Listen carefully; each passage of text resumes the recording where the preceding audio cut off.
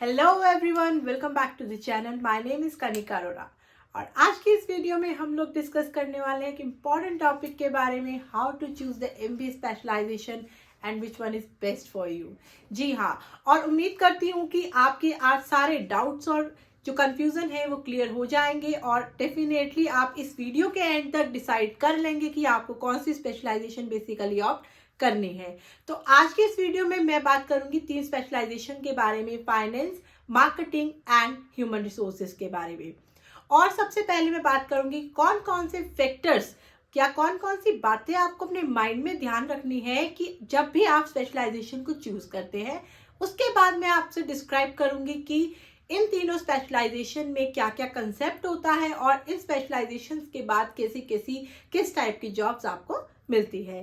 तो चलिए हम लोग बात करते हैं नंबर 1 पॉइंट से, कौन कौन से फैक्टर्स आपको अपने माइंड में रखने हैं जब भी आप चूज करते हैं स्पेशलाइजेशन। तो नंबर 1 हम बात करते हैं एरिया ऑफ इंटरेस्ट से।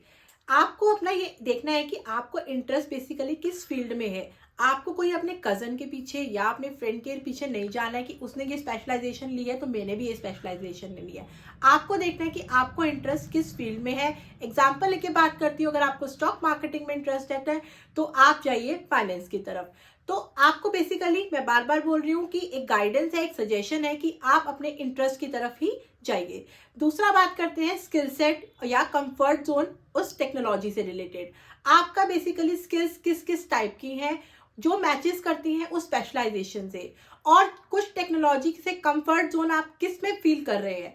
बिकॉज ये जो आपका इंटरेस्ट एरिया है, ठीक है, आपका स्किल है, ये छोटी छोटी चीजें ना आपको स्पेशलाइज्ड, एक आपको मास्टर्स बना सकती हैं उस स्पेशलाइजेशन के लिए और आप बहुत आगे जा सकते हैं उस स्पेशलाइजेशन में। And yes, number last thing की बात करते हैं कि करियर गोल्स आपको अपने माइंड में रखना है कि आप बेसिकली आपका करियर क्या, माइंड में क्या गोल्स है, क्या ऑब्जेक्टिव लेकर आप एमबीए कर रहे हो। ठीक है, ऐसा नहीं है कि उसने एमबीए करा है तो मैंने भी एमबीए करना है। आपको अपने माइंड में बिल्कुल सेट करना है आपको किस टाइप का करियर बनाना है।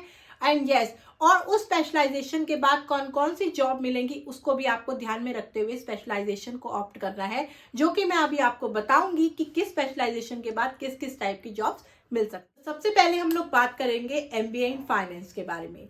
एमबीए इन फाइनेंस एक मोस्ट पॉपुलर फील्ड है। बेसिकली जो स्टूडेंट इनको ऑप्ट करते हैं उनको क्या क्या इसमें पढ़ाया जाता है, क्या क्या कंसेप्ट क्लियर करे जाते हैं।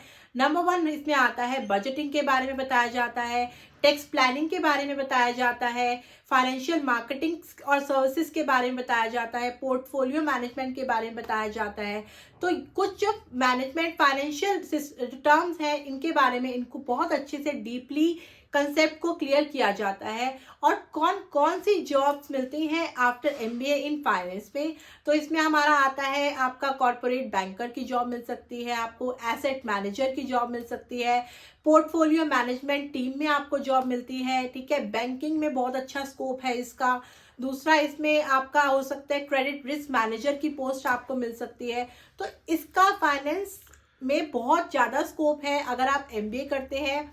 और अगर आपको स्टॉक मार्केटिंग में इंटरेस्ट है तो please go for the finance. Next हम बात करते हैं एमबीए इन एचआर के बारे में।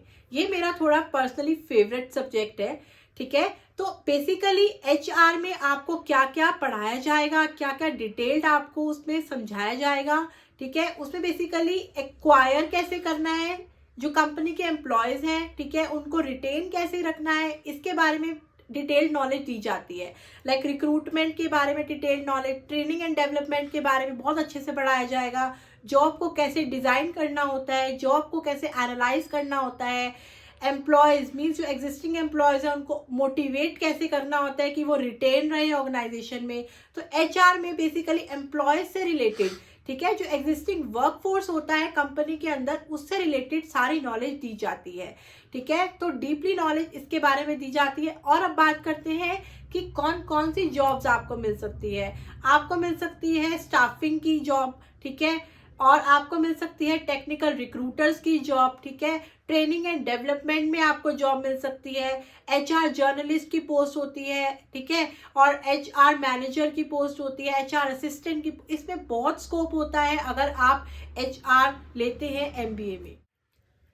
नेक्स्ट हम बात करते हैं एमबीए इन मार्केटिंग के बारे में। जी हाँ, बेसिकली एमबीए इन मार्केटिंग में क्या क्या पढ़ाया जाता है या क्या क्या नॉलेज दी जाती है। बेसिकली उसमें बताया जाता है कि movement of good and services के बारे में, ठीक है, और ब्रांडिंग के बारे में बताया जाता है, सेल्स के बारे में नॉलेज दी जाती है, और जी हाँ, सबसे इम्पॉर्टेंट बात डिजिटल मार्केटिंग के बारे में बताया जाता है, जो आज के टाइम में बहुत इसका स्कोप है। बात करेंगे कि कौन कौन सी जॉब मिलती है आपको एमबीए इन मार्केटिंग के बाद। तो अभी मैंने जैसे बताया डिजिटल मार्केटिंग की, डिजिटल मार्केटिंग में बहुत स्कोप है और इसकी जॉब्स भी बहुत है मार्केट में। अगर आपको थोड़ा सा भी इंटरेस्ट है मार्केटिंग, डिजिटल मार्केटिंग में, तो go for the MBA in marketing, ठीक है। सोशल मीडिया मैनेजर की जॉब मिलती है, चैनल हेड की जॉब मिलती है, सेल्स मैनेजर की जॉब मिलती है, ठीक है, ब्रांडिंग मैनेजर की जॉब मिलती है। तो इस मार्केटिंग कंसेप्ट में भी बहुत सारी जॉब्स हैं। अगर आपको, मैं फिर बता रही हूँ, डिजिटल मार्केटिंग में आज के टाइम में बहुत स्कोप है, ठीक है। तो अगर आपको किसी भी चीज़ में इंटरेस्ट है इनमें से related, so go for it. ये थे मेरे तीनों points related to the MBA in finance, MBA in HR and marketing. उम्मीद करती हूँ आपको क्लियर हुए होंगे कुछ पॉइंट्स, ठीक है। तो अगर आपको स्टिल कोई भी प्रॉब्लम है किसी भी टॉपिक में, please write down in a comment section. और एक सजेशन है कि आराम से स्पेशलाइजेशन को चूज़ करना, ठीक है। किसी के प्रेशर में आके कोई भी स्पेशलाइजेशन को चूज़ मत करना। This is me Kanika Arora signing off. Thank you so much.